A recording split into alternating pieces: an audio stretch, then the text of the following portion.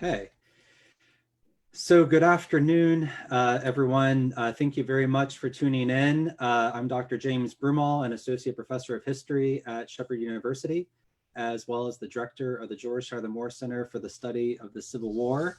As always, I hope you're doing well in these unusual times. I'm extremely excited about today's program titled Picturing the Civil War, and even more excited about our guest today, Dr. Jimmy Brookes. Jimmy is a recently minted PhD from the University of Nottingham.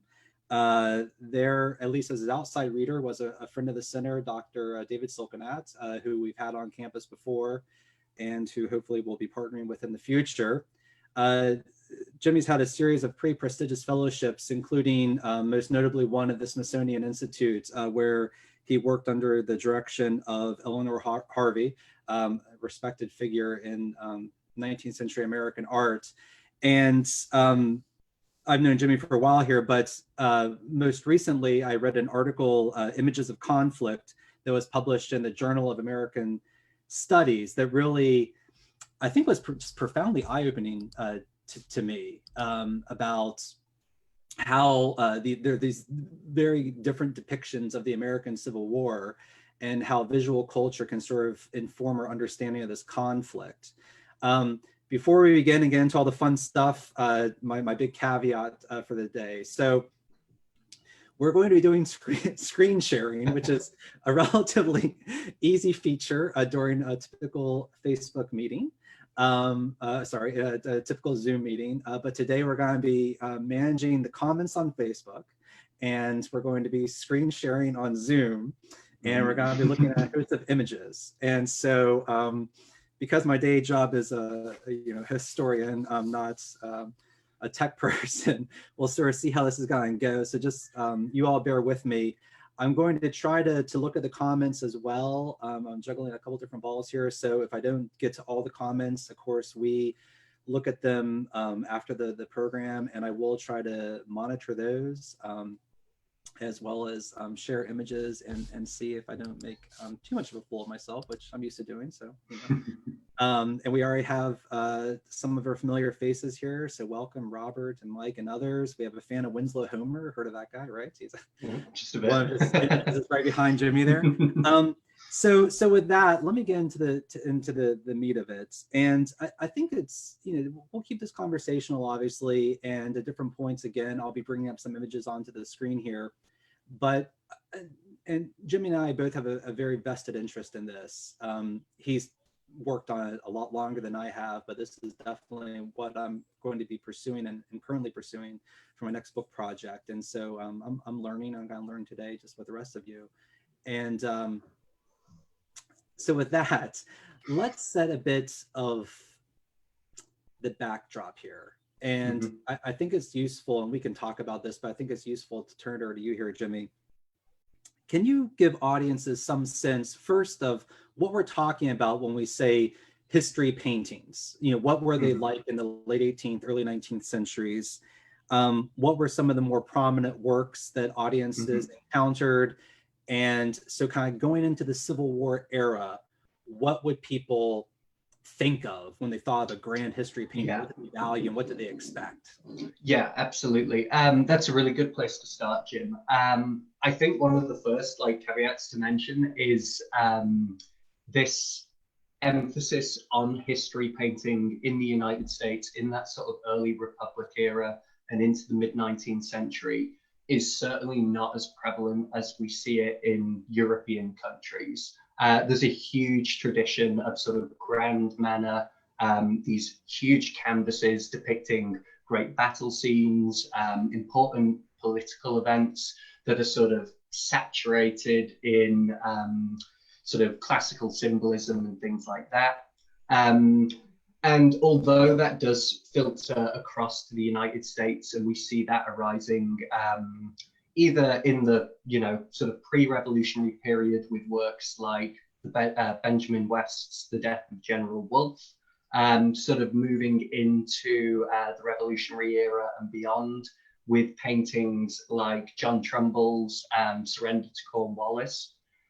These are some of the more prominent sort of grand manner sort of paintings that we're seeing in the United States and in that period in America. I think, again, just to return to that caveat, I think the important thing to remember is that in the United States, there isn't that sort of same tradition of history painting as we see it in Europe. A lot of the sort of established artistic centers are obviously in France, in Great Britain at that time, and America's in a very early stage. So it doesn't necessarily have that same sort of titanic history to draw upon as it sort of tries and attempts to create a national identity, a national vision. And instead, Americans and American painters and artists more generally, they turn to nature and the wilderness. America, from its founding, has this huge emphasis on wilderness, on being this tabula rasa.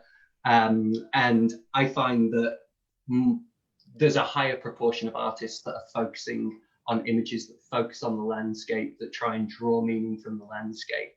And so America doesn't really have that same grand manner history painting tradition, and that is going to have an influence on the sort of imagery that we see during the Civil War. I don't know if you have anything to add to that.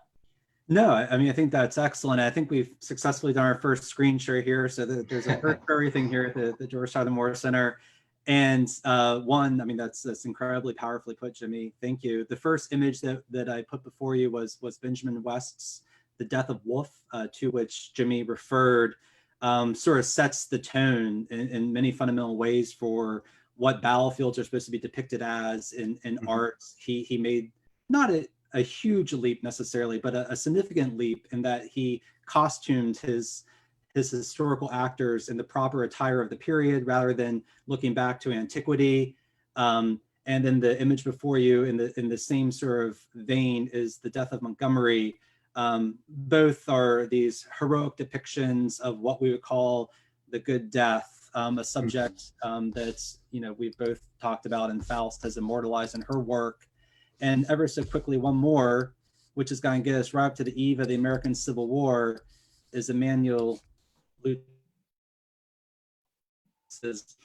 Washington's Crossing, finished in 1851, if I'm not mistaken. So just about a decade shy of the American Civil War. And as Jimmy said, this is very much a European tradition that we're speaking of here. American artists are concerned with the grandeur of nature, the sort of advancement of quote unquote civilization, and are rather sort of slow to come around to these subject matters. Nonetheless, audiences were extremely, I don't want to say excited by the prospect of war, but they were expectant of some sort of grand history painting or paintings to be produced by this conflict. And we'll talk about this later on, but things didn't necessarily quite turn out as they had hoped. Absolutely. I think just to add to that, Jim, a really important characteristic that we do see in that sort of grand manner history painting is there's emphasis on this sort of instructional message. There's a very sort of clear-cut action that's taking place, and the audience is expected to sort of be enlightened by looking at that picture. So, as you say, with The Good Death, it's instructional about how you have a noble, heroic death on a battlefield. So these, thank you. I'm going to say hi to a couple of you on here. Rick Wolf, a longtime friend of the center, just joined us. So hi, Rick. I hope you're doing well in West Virginia. So these are didactic, right? These are educational paintings that, as Jimmy said, are meant to educate audiences, to convey very particular ideas or ideals about what society is valuing at that point in time. I want to use that as a point of departure. So these are images executed by academically trained artists or professionally trained artists who in many years worked under a master, became highly accomplished at the uses of oil, and these are high works of art in many ways. Let's contrast that a bit with the more popular print culture that starts to emerge during the Civil War era. And I'm going to do one more screen share before we do more screen shares, Mhm. to give audiences just a sense of contrast. So whereas what we just spoke of, again, is in sort of the high style, once the war starts and then deep into the post-war era,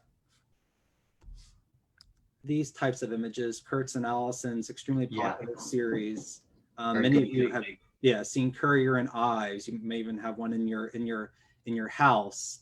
And we'll talk a bit as we get deeper into today's program about how these depictions of battlefields and death contrast with some of the imagery that soldiers produce. But can you talk a little bit about sort of where popular print culture stood, moving us into the Civil War era? Yeah, absolutely, Jim. I guess a really important point to mention in the 19th century when we think about these, sort of mass-produced popular culture sort of representations of war is it's important to return to the Mexican War. That's a really important point, and it's when we start to see the sort of widespread production of these lithographs, which in terms of their characteristics, we see very sanitized battle scenes. We see the centrality of US flags a lot of the time. We see invincible American soldiers oftentimes, or at least not bloodied American soldiers, which are put into contrast with Mexican soldiers who are disproportionately sort of shown as fleeing, dying, etc., etc. But in terms of how that sort of popular culture operates, it's facilitated by several developments in technology related to lithographing and engraving, which speeds up image reproduction. It's also facilitated by the fact that the 1840s sees this big development in the postal service, so you can suddenly transmit lightweight images a lot more quickly across the US. And so it becomes this really pervasive way of, again, having that didactic instructional sort of cue to disseminate to the American population to sort of place and implant behavioral cues about how you should behave in wartime, how you should act, what your deportment should be, how you should stand up to an enemy. And it also obviously sort of, and this isn't exceptionally American, it's the case for all these sorts of pictures, regardless of nationality, it instills this idea that your nation is more superior than the enemies that it's facing as well. So it's extremely important as we think about this shift into the Civil War era, in terms of giving a sort of, very prominent sort of unrealistic sense of what war is going to be like, as you touched upon earlier. And let me just pause for a minute here and I know our audiences vary a lot in knowledge base here, but just so we're sort of all on the same page. The paintings that we are speaking of, they were exhibited. They would make the rounds around very large American cities. So audiences were consuming them, but that doesn't necessarily mean that most audiences are interacting with the actual canvases themselves, but instead they're being transmitted through lithography, steel engraving, these mass-produced images that were relatively affordable, anywhere from $1 to $15, depending on if they have color tinting or not. Yeah. And could be consumed. And so I know, by the Civil War and then post-Civil War era, some of these images are selling in the thousands, even tens of thousands, meaning that, audiences are consuming these depictions on a pretty wide scale. And so art is being distributed more evenly among at least middle and upper class audiences. So it's just something to sort of think about. Yeah, and just to add to that, Jim, I think another important point is because this technology hastens the production of imagery, it means that imagery can now be more responsive. So it's not the case that you have to have a master working at a canvas for several years to make this representation of a battle that's passed. It can be, in some cases, several weeks after the event, a week after the event, we're beginning to see these mass-produced reproductions that give you a sense of what that event looked like, which, although in our day and age where we're used to seeing images flash up within seconds all over the world, this idea of an image being produced within weeks after an event is really, really fast image production for the Civil War period and before. Yeah, no, thank you. And just to give an example of kind of what I'm working on, but to give you a sense of that window, the Battle of Gettysburg, of course, occurs July 1st through 3rd, 1863. John Batchelder is on that battlefield shortly after the conflict ends, and he works on this isometrical map. It takes about 85 days for him to do. Once the map is created, he populates it with battle scenes, gets the approval of the high command that was there. And by the fall of 1863, he's starting to issue prints of this map from a battle that was, 6 or 7 months past. Mm-hmm. And that's a pretty remarkable turnaround. And he'll do the same thing with James Walker's image, quote unquote, the repulse of Longstreet's assaults, which we know as Pickett's charge. Again, turns the painting into a steel engraving that in turn gets distributed to American audiences incredibly quickly. And so you're right, people are consuming this information very fast. Absolutely. Yeah.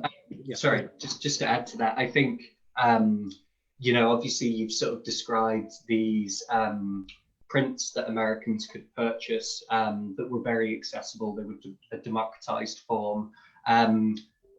And just to emphasize the importance that this is happening in tandem with the rise of the illustrated newspaper as well. So the illustrated newspaper, really France, Britain are the pioneers of that. But by the 1850s, particularly by the eve of the Civil War, illustrated newspaper circulation is in the hundreds of thousands in the US. Those newspapers are bought by one person, passed amongst a family, passed to friends, and they do have quite a sizable, substantial readership and viewership. Okay, great. So we have a question that we're going to only tangentially address because today, of course, we're going to be talking about something rather specific. And so the question pertains to Alfred Wad, Edwin Forbes. What role did these special artists play? So let's stop for a minute and let me say this. So Jimmy's gone, and I'll speak to it too, but Jimmy's gone concentrate specifically on soldier artists. Very interesting subset. And what I think is so remarkable about his scholarship, and again, what you can kind of quickly distill from the piece in the Journal of American Studies, is just an incredibly understudied population that has an incredibly unique take on the American Civil War and the experience of conflict. And so we can very quickly sort of address maybe the special artists who were attached to the armies, but then let's get into the meat of what really you've been working around and what I'm starting to pursue myself. Because again, I think what's so interesting is that this is an entirely basically understudied or unstudied population. So with that, give us a quick overview and then we'll get down to your subject. Yeah, absolutely. I think it's important to recognize a trajectory that takes place in terms of sketch artists, special artists as they're sometimes known, that takes place throughout the war, where 1861, 1862, we do see this huge emphasis on these very sanitized, censored images that these sketch artists are producing, largely for reproduction in pictorial newspapers, as I've just sort of described. And there is a definite transition that takes place amongst that sort of class of artists. And I really think this is owed to the fact that they're embedded with the army. So this is an engraver in New York City who's never been to the front or never seen a battle or something like that.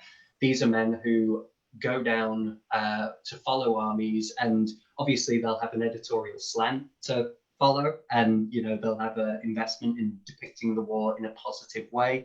But it becomes more and more difficult for that slant to endure as they come to realize and come to experience more and more what soldiers themselves are experiencing. And I think that's, you can really see that in the work of someone like Homer, who begins with quite gaudy pictures of zouaves and cavalrymen and things like that. But then by the middle of the war, he's depicting the famous image of the sharpshooter at Yorktown, which is this very sort of modernized, intimate image of what he describes himself as almost cold-blooded murder in one letter around that time. So there is this shift that we do see, but I think those heroic, idealized representations do endure through to the end. Yeah, and so we're going to try nuance this. Again, I'm just really excited about all of this, which is probably why I need a life. But the post-war American still consumes those mass-produced heroic images of the war quite readily. But there's sort of a counter tradition that starts to emerge. And not only does it start to emerge during the wartime itself, but then, and we'll get into this later on in the program, but it will take off in the post-war era too, as many of these veterans are kind of grappling with their wartime experiences. So there's a disconnect then between, I think, what public audiences want to consume and what soldier artists want to portray. Yeah. Okay. So that's fair. Okay. I think so. Yeah. Yeah. Okay. So let's then get into some of the specific figures, names that audiences might not know as well. And I know you have some images that you also want to share. So we're going to Jimmy's in England, so we're even transatlantic as we're moving forward here, just really advancing at light speed. So you'll do some screen shares of some images produced by soldier artists. So give us a little bit of background about these figures, and then I'll let you show some of the images and narrate that for us. Yeah, absolutely. I think one of the important things to sort of think about as we enter this discussion is what makes a soldier artist and what sort of facilitates or pushes a soldier to pick up a pencil, a paintbrush, something like that, and try and depict his experiences of the war visually. And this is obviously as individualistic and specific as all of those individual identities that fight and experience the war. And so there are trends, but they're open to exceptions. But it centers around things like what available resources does a soldier have to hand, which is dependent on his position in the army, his pay in the army, whether he's on campaign, whether he's in a garrison for the entirety of the war. As a prisoner, does he have access to resources from outside of that prison environment? If he's an engineer, then he's going to be working with materials that are conducive to creating pictures. He's going to have no shortage of ink and pencils and things like that. And I guess, the sort of most obvious case is the case of the regimental artist. So an individual in a regiment who is recognized for having artistic skill. And one of these figures I'd just like to bring up is Alfred Matthews. Alfred Matthews serves in the 31st Ohio. He's born in England, emigrates to the US when he's very, very young. He works as a printmaker or a typesetter for a newspaper out west. And then he eventually becomes an itinerant landscape artist. So he has obviously this artistic background. He has some artistic training, but he's not necessarily, trained under the supervision or tutelage of, a master or anything like that. And it's very quickly picked up by his comrades. He's a musician in the 31st Ohio, that he has skill as an artist, and he's actually appointed regimental artist in that regiment. And that leads to a lot of privileges. He's excused from a lot of duties, I think, other than like dress parade. So he has a lot of time to sort of depict the soldiers, the regiment, its actions, its events. And I think regiments are very interested, as we see in the post-war era with producing regimental histories. They're invested during the war itself in producing visual histories of their service. So he's an interesting example because he does fall under this specific category of the regimental artist, and that's his role as a soldier in the war. I think I'll just drag up one of his pictures, because something that's interesting about Matthews is the fact that not only does he have this role, is that visible? Yes. Yeah. So not only does he have this role as a regimental artist, but he also seizes upon his skill to engage with a lithographing engraving firm in Cincinnati, Ohio, Middleton, Strobridge and Co., or something like that. It escapes me now. And so he would produce drafts in service, send them to this company, this engraver in Ohio. They would reproduce them in prints, as we see here, lithographic prints, which are quite large. I don't have the exact measurements for this, but it's like a poster size. It's meant to be displayed on a wall. It's meant to be displayed in an internal domestic setting. And I think it's, you know, he's a really good example because not only does he have that specific designation within his unit, he's also engaging in a sort of commercial side with his artistic works. And I think that these have some really, really important results and impact on the artwork that he actually produces, or on the imagery that he produces. To sort of hold him in contrast, and this is what I sort of go into in the article that Jim's described. So to hold him in contrast, Adolf Metzner, who a really wonderful collection about his work was published a few years ago, and I'd really recommend everyone go and check that out because it's one of the greatest sort of collections of a soldier artist's work, I think, in the Civil War. He's a German immigrant. He's a pharmacist or a chemist before the war. He doesn't really seem to have formal artistic training, but when we look at his images, we can see that he's obviously had some tutelage or practice. And he gets into it more because of a moment that happens in the mid-war period. He's promoted to topographical engineers, and we see him able to sort of build off of that position to be able to engage in a lot of artistic works. The reason, or one of the interesting things to sort of, you know, draw this comparison is that he never actually tries to publicly circulate works like we see with Matthews pictured here. So Metzner, he works in watercolor. He produces a lot of sort of images that either focus on the monotony of soldiering or the violence of soldiering. He has some quite comical pictures and caricatures at the start of the war, but that really does change as the war goes on and on. And so I'll bring up one of Metzner's pictures now. I will just put a quick warning up just because it's quite a graphic image. But I think it's really, really good to illustrate this comparison. Let me just see if I can bring that up. There we go. Is that working? Looks like it's in the process. Yeah, it's telling me it's sharing. Yeah. So this is a really, really striking image that I think is important in a lot of ways. And we can come back to this just because I want to, you know, talk more about the difference between soldier artists right now rather than the pictures that they're producing.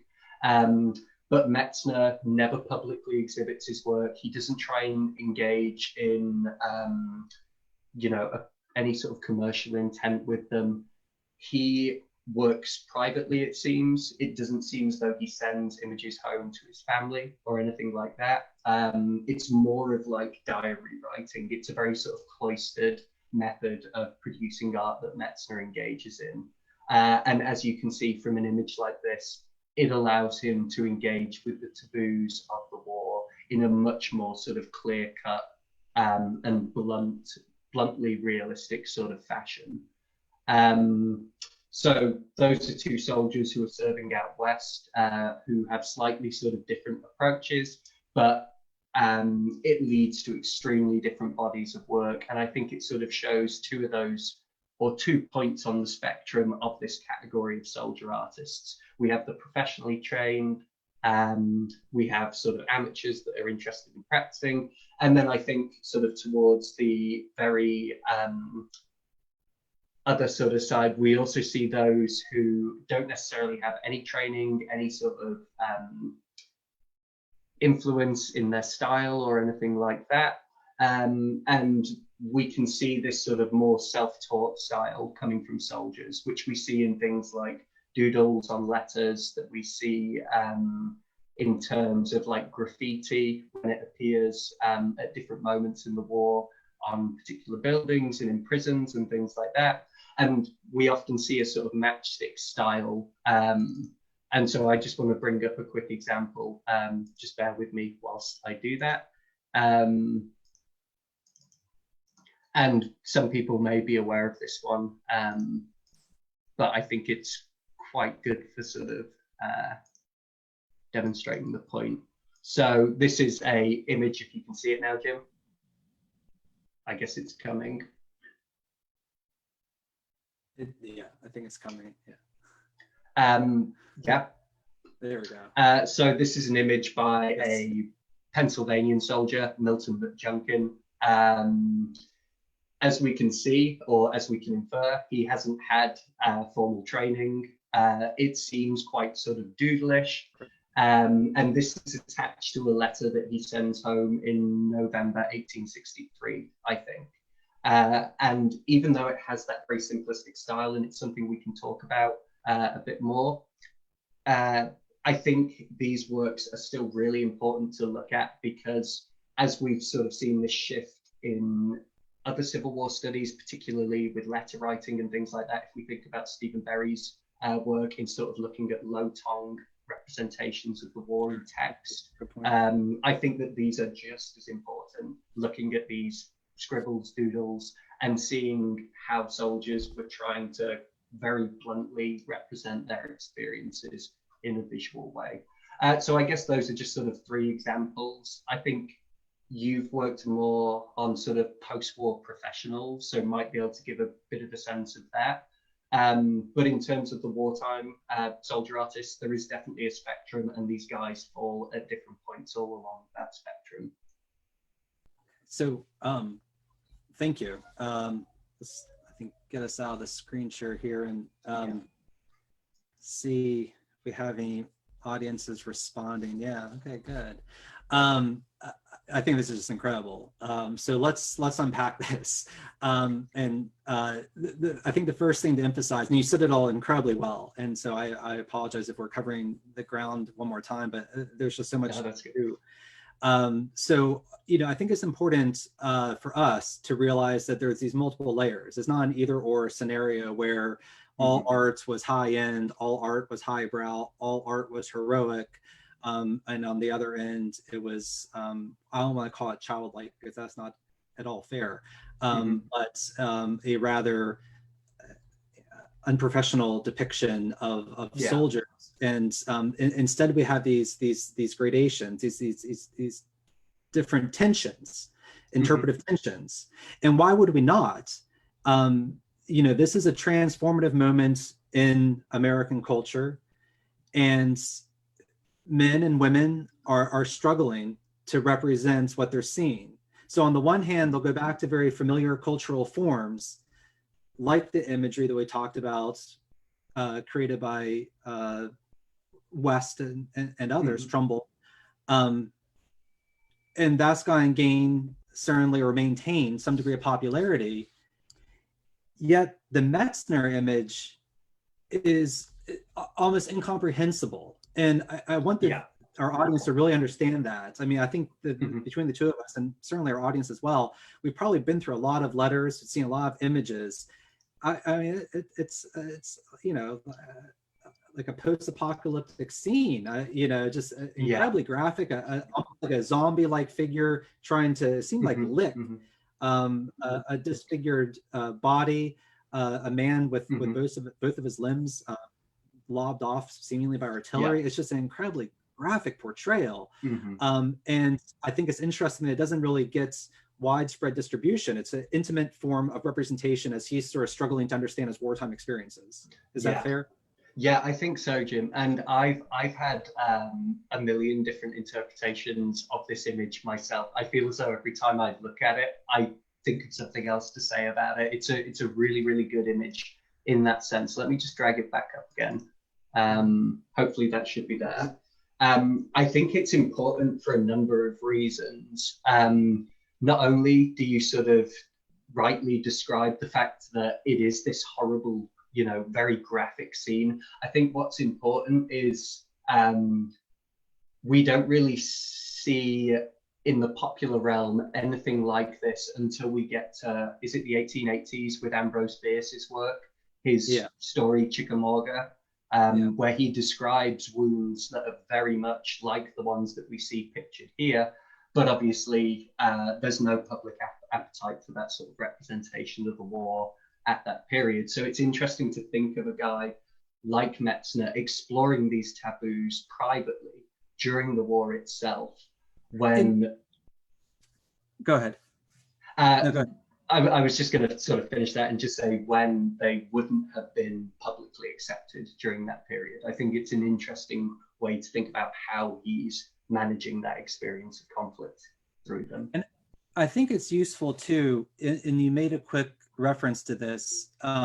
Stephen Barry, for those of you who don't know, deeply, deeply influenced the field of Civil War studies, deeply influenced my work, your work as well, but has sort of gone into the realm of digital history in a big way at UGA. And they've created just an incredible database of these transitionally literate soldiers, in some cases illiterate soldiers who are having other soldiers write for them, that really puts our understanding of the war in an entirely different way.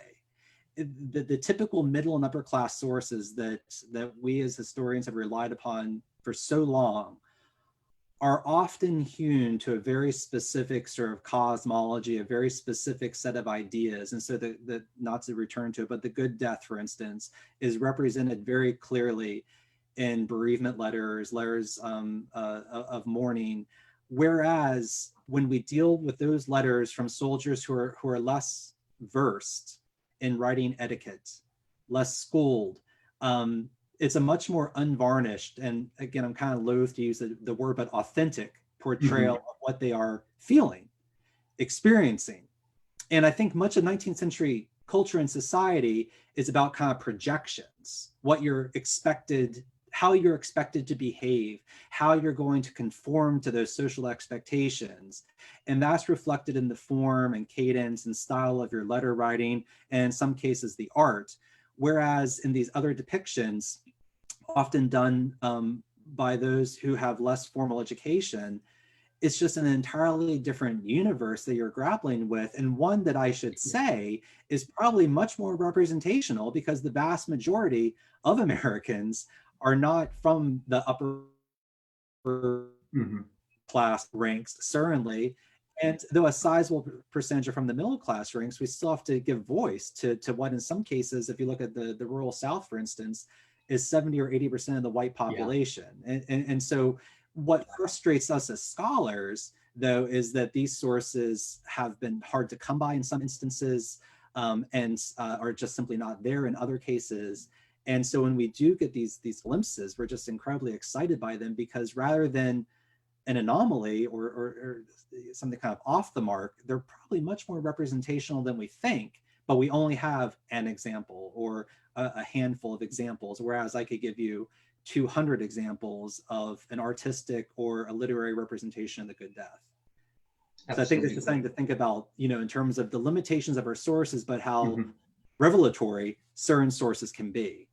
Yeah, absolutely. And I think that Metzner, as we see here, is a really interesting way to think about that, because maybe people won't buy it quite so much, but I think that he's playing with some of those expectations that society have.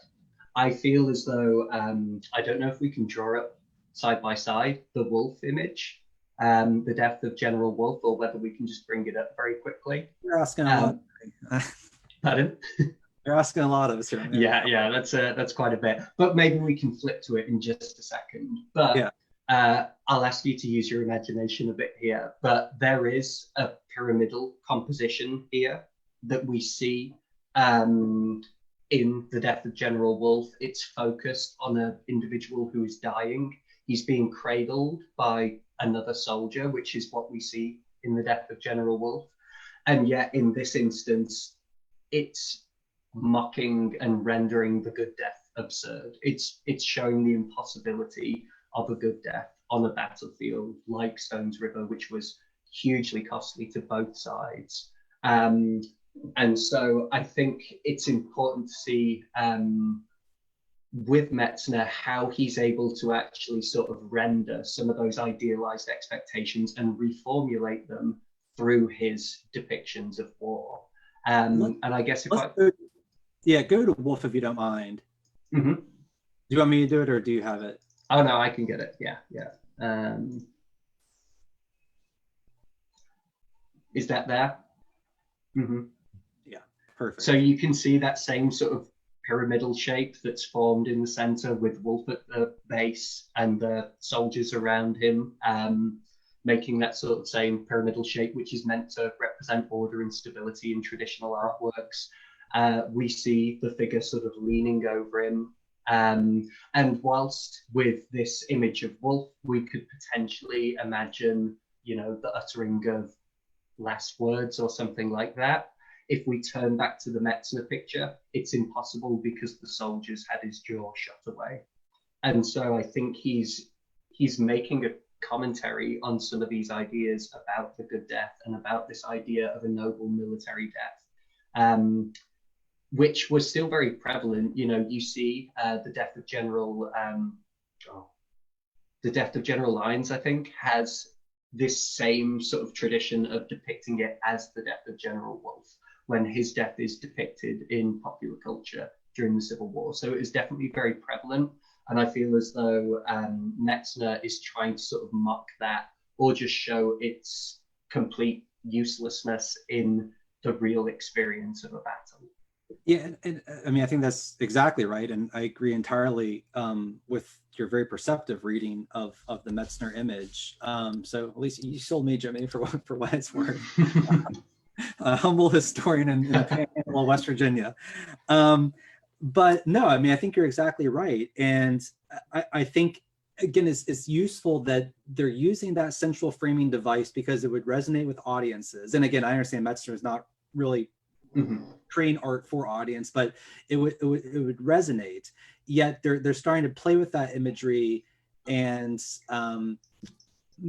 put it off kilter a bit. And if I may, can I switch because I mean, this sort of segues into something that I've been playing with as well. And so I've been really interested in James Hope, who was a lesser known member of the Hudson River School, but he was certainly pretty accomplished by the 1850s. He had a studio in upstate New York and a gallery in the city, and he did pretty well. He's a captain in the Vermont Brigade, sees action at about 12 engagements, and then at the Battle of Antietam suffers. He's already suffering from dysentery, but he has some really bad ear damage from the artillery. And of course, Antietam's known as artillery hell. But let me get to the point here related to what you're talking about. Although Hope executes a couple wartime images, they're rather orthodox, and I don't want to say they're uninteresting, but they just sort of conform to what he was doing before. They're landscape images where he puts a soldier in there, and that's about it. In the 1880s, though, he goes back to Antietam, physically, he goes back to Antietam and starts to go across the battlefield. And the image, for those of you who have been to Antietam National Battlefield that you might know incredibly well, is that of the Sunken Road, or Bloody Lane, which became a very popular print. And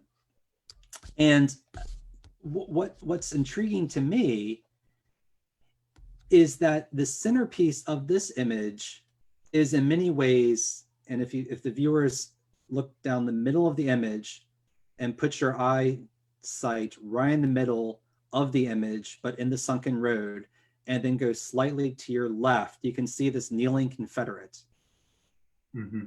Okay, you see that? Yeah, I see him at least. Yeah. And I've been really intrigued by that because again, I think he's sort of playing with this idea that there is no good death. And in this instance, and we know Hope talks about this, a soldier was prone in the firing position and was probably struck in the temple by a bullet. Mm-hmm. And so while this particular figure doesn't appear in any of the Gardner images, and Hope is so careful that he actually recaptures much of the Gardner photograph in his painting of the sunken road. But there's just this horrific, almost undead figure, right? He's kneeling as though he's alive, but this is well after the battle is over, so he's clearly dead. And again, I think it's sort of playing with that idea of the good death. And then the soldiers themselves, if you look at, again, one of the more kind of famous post-war paintings, they've already started the process of decomposition. Much of them are kind of gripped by rigor mortis. I mean, there's nothing noble or elevating or enlightening about the ways in which these individuals are being portrayed and the ways in which they're experiencing death. And I think that Metzner and Hope and a number of these artists are in many ways, really grappling with just this absolutely horrific and entirely unexpected event. How can they represent it, and how can they live with it? And so I know the scholarship right now is deeply divided in our responses to the so-called dark turn. And I think just by the comments so far that I've seen, most of you I think are pretty well versed in the scholarship, but just real quick, the dark turn basically is looking at sort of the underbelly of the American Civil War. So, whereas emancipation is a profound moment of freedom, it also in some cases creates widespread disease in contraband camps. Whereas many soldiers are elevating the cause of self-sacrifice, they're also deeply traumatized by the war. Suicide rates increase, and so on. So there's this sort of reaction or pushback that scholars are making, sort of emphasizing what else the war does to the individual. And I think we have a really interesting entry into some of this through art. And so to sort of bring us back around a bit, I can't believe how much time's already passed, but to sort of bring us back around a little bit to some of the stuff that we had talked about beforehand, why should audiences care about art? And more importantly, and I think you've already made the argument, make the argument for me. I mean, why should we privilege this as a form of evidence, or should we? Yeah, that's a really important question, Jim. I think one of the best ways to sort of talk about that is in terms of the importance of art and visual culture more broadly, is that it does resonate so immensely with public audiences. I think, if we think back to like Ken Burns and his focus on artworks and photographs and the way he would, really zoom into individuals' countenances and things like that throughout that documentary series, it's a way of, really emphasizing to audiences that we can recognize ourselves potentially in these people. We can see common ground. We can appreciate them as individuals. And so I think quite literally putting that face on the war is super, super important. I think it's also something that just resonates again, as I sort of touched upon earlier, because we do live in an image saturated culture. And so it's a very good sort of gateway in terms of talking about how to get potentially, groups that might not be necessarily so interested in the war. But I think in terms of what we can glean from this imagery, I think a couple of points are important. One is the fact that we see over and over again in soldiers' letters, in nurses' letters, in those who are sort of present on the front lines and in camps and on battlefields, they often sort of turn to this point of the war experience is incommunicable, or it defies language, or I could not put the battle into words and things like that. And I don't mean to argue that imagery is the key to that, and that, Americans seize upon imagery as the way to perfectly represent conflict, but it provides them with a new and emerging medium with which to try to do that. So we do end up seeing those moments with figures like Metzner experimenting in that way. Sorry, go on. You've got a point. Well, yeah, no, and I mean, I think too that, you know, the old cliche, an image is worth 1,000 words, right? I mean, so there's something that's incredibly concise and powerful about an image. It can convey something very quickly, but yet it can also cause great deliberation and meditation, and you can think about it for hours, if not days. That's why people spend so much time in art galleries, well, not right now, but typically at art galleries, which are very spaces, and just think about these images. But I want to move us back for a minute, because you brought something that I think is going to be useful that we didn't touch on earlier, and I know we're getting towards our hour here, but the other thing that American audiences and European audiences are grappling with is photographs of the war. So for the first time, they're seeing battlefields. Crimea had been photographed. There's actually evidence that one of the first altered images is going to come from Crimea, where the photographer is manipulating the battlefield debris to create a compositional element. But with the Battle of Antietam, we have for the first time into the public consciousness a huge number of very powerful images that are debuted in New York, but then again distributed through woodcuts and so on. So how are photographs starting to also inform audiences' expectations of imagery and art? And how are artists in turn responding to photographs? Yeah, that's a really big question. I guess we can have a go at it. But I think it is so important to consider photography because, as I sort of argue, there is this overwhelming sort of idealized war narrative in popular culture. But I think photography really throws up a big barrier against that and a big challenge to it. I think it's so important not only to think about Antietam, but also the almost atrocity images that come out of Andersonville prisoners' experiences towards the end of the war. And I think it's also important when we think about how, on the one hand, it's being used in that very sort of innovative way that reflects the sort of modernity of the conflict. In the same sense, it's still being marshaled for very sort of traditional purposes. And when we think about the ordinary soldier's engagement with photography, I would argue it's largely through portrait photography, which is about, you know, keeping your loved ones close. It's about being able to immortalize yourself in a situation where you might never come home. And so it also serves as a coping mechanism. At the same time that it also reveals some of the darkest and most violent aspects of the conflict.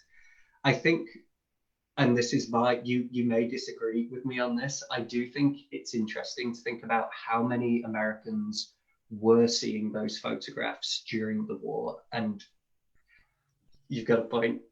Do you want to go for it?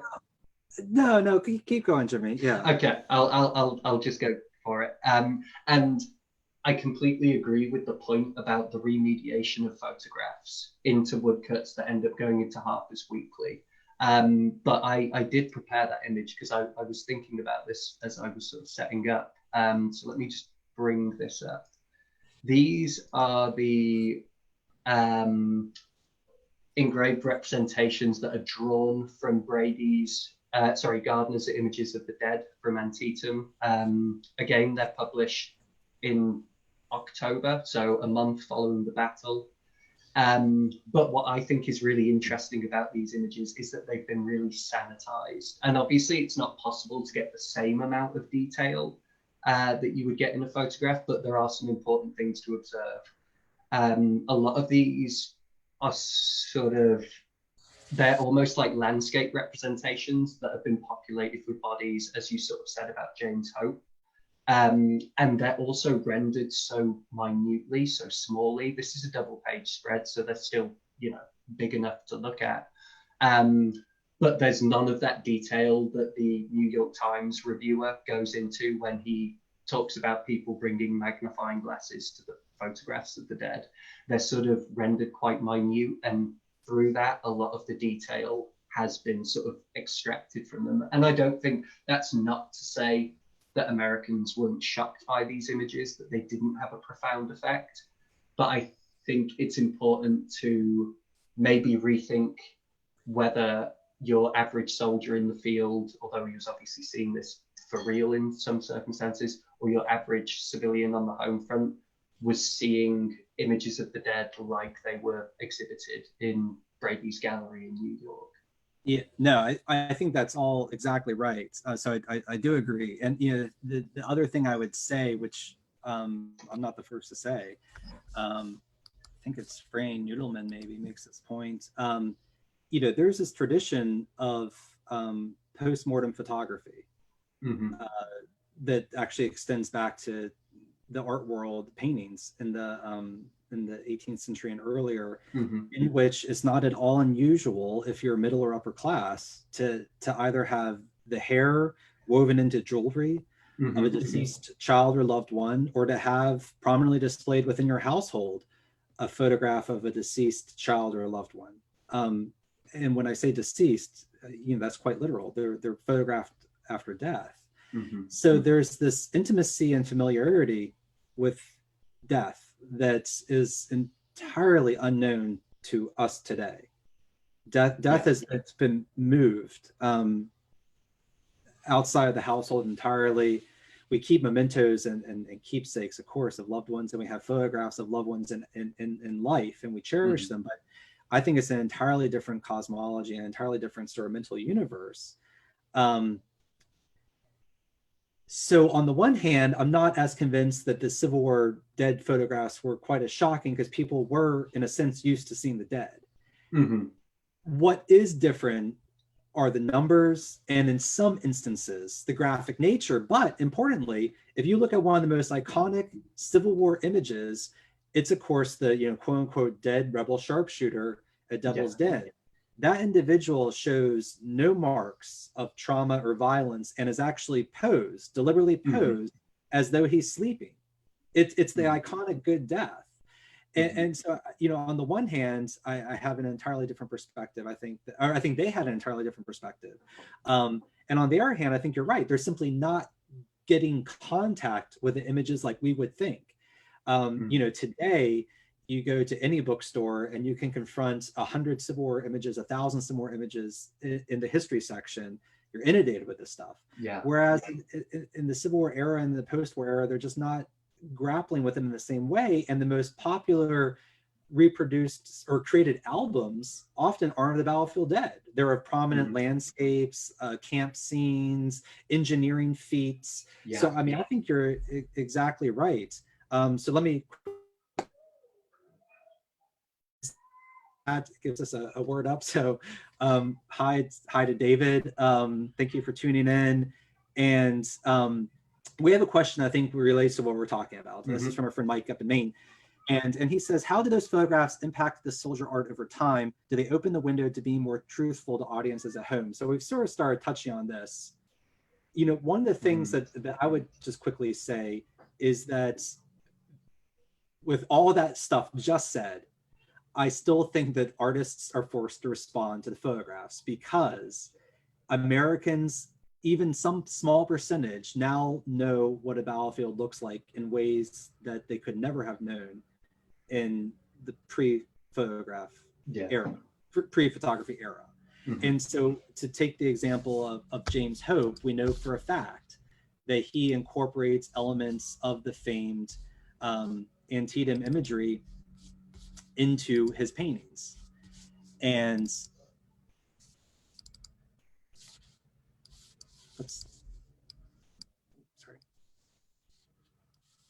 so we see, of course, one of the most iconic images to emerge. Is that clear, Jimmy? Can you see that? Yeah.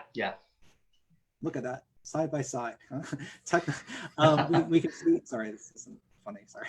We can see one of the most iconic images taken by Alexander Gardner of the blown caisson, the Confederate dead littering the area in front of the Dunkard Church, the slain artillery horse. and then James Hope, painting decades after the fact, represents the scene almost identically. The man in the back with the jacket thrown open, the dead artillery horse by the caisson, the strewn clothing. And so on the one hand, I think he's using the photograph as a reference point because so much time has passed, he himself has forgetting what he actually saw on the battlefield. But on the other hand, I think he's using it as a touchstone, as a sort of element for audiences to grapple with. You've seen this image perhaps in real life, and now you're forced, I think, to somehow grapple with it in the art that you're portraying. But I'll let you offer your take too. Yeah, I mean, I was going to ask you the question: how have you found that Hope's works were received? Because I guess. Yeah. Sorry. Go ahead. I was just going to say that. I'll let you go.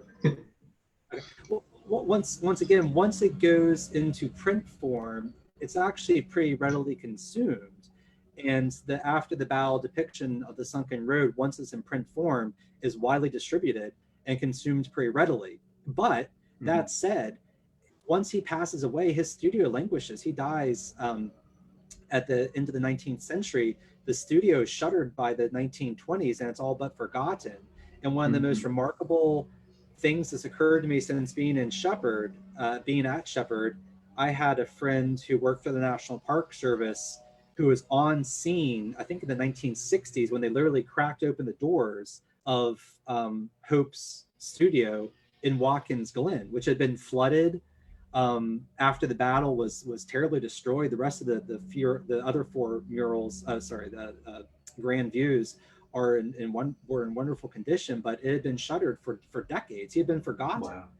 So, we have to be careful, right? So yeah, I think there was a moment in time when print itself was well received, but over time, it's very clear that he was all but forgotten, and he was only resurrected, frankly, by the National Park Service.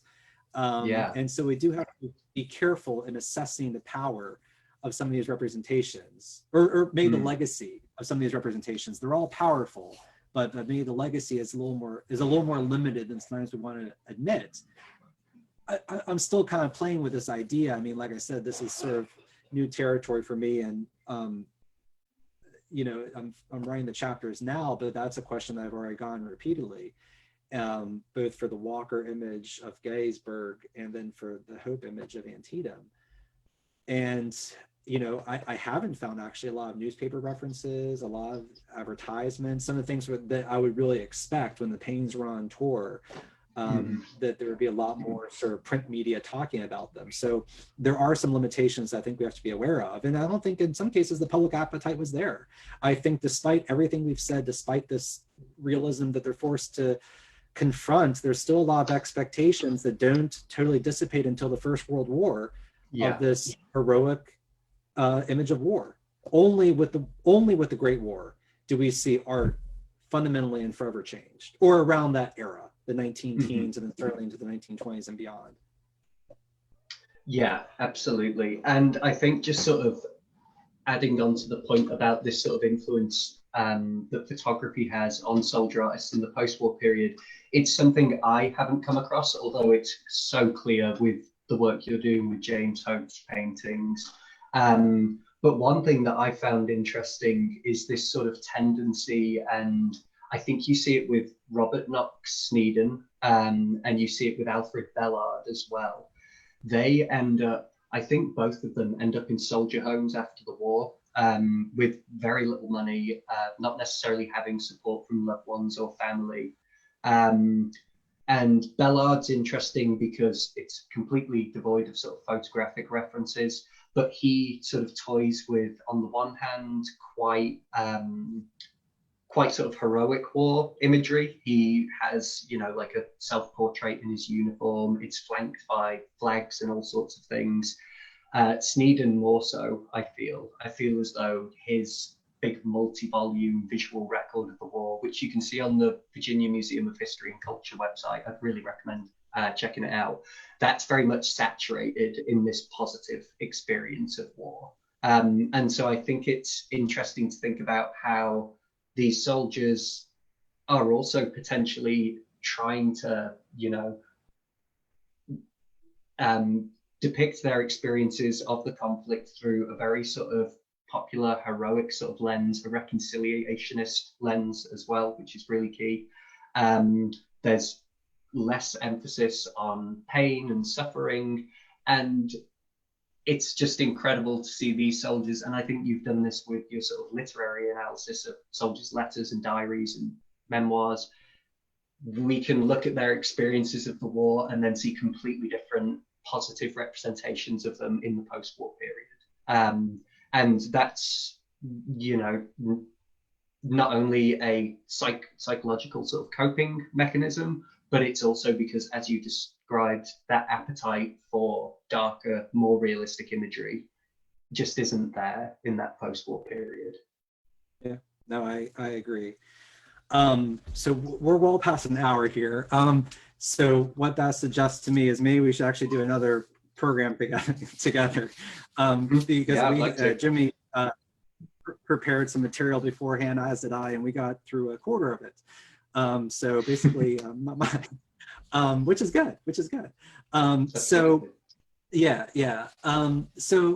let me once again highly recommend Jimmy's work. Again, probably the most easily accessed is the piece Images of Conflict, available in the Journal of American Studies. Jimmy's pursuing now a book-length project based upon his dissertation. Again, our friend Dr. David Silkenatz was one of the outside readers. I know we have questions coming up here. So I think what we're going to do is we're probably actually going to do a program. Is that okay, Jimmy? Absolutely. Yeah. That'd be great. Yeah, let's do it. Maybe we're going to get another program together here and talk about some of the other issues, because we have questions about Confederate soldier artists. I have a lot to say about them. I included them in my last book, at least briefly. And so any concluding thoughts before I wrap it up here? Yeah, I think it would be very interesting to sort of, I think the fact that we've spoken less about Confederate soldier artists and African-American soldier artists, which is something that we haven't touched upon at all, that we really should, is thinking about, again, accessibility to resources. What are the sort of creative limitations that different groups face, whether it's regional in terms of the South, the Confederacy, whether it's because of a racial limitation. And so I think thinking about who has that access to the imagery or the production of imagery, and how that then subsequently shapes our perspective of soldier artists and visual culture and Civil War more broadly, will be interesting to talk about more. So that's part 2. So we'll go ahead and set that up for you all. I think this will be a good talking about. Again, I would encourage you all, images are often used as illustrations in books and nothing more. That's fine. I think that's different people's interests and training. But I would urge you all to take the images themselves quite seriously as evidence. Right now, when most of us are spending a great deal of time indoors, there's just some incredible collections. They're online, and many of you probably have loads of books that you've primarily been looking at for the text, but not maybe the images in some cases. So revisit some of those images, think about what they themselves can reveal, and how this is a really valuable form of evidence. Thanks to Jimmy. Like I said, we've been talking off and on for a couple of years now, and I'm really fascinated by his work. I'm really excited by his work, and I'm not one to often say that, which maybe says something mean about me, but I just think there's so much really interesting stuff that he is saying that is just incredibly new and original and exciting. And this is a field often that feels very oversaturated. And I think, you have a very unique voice.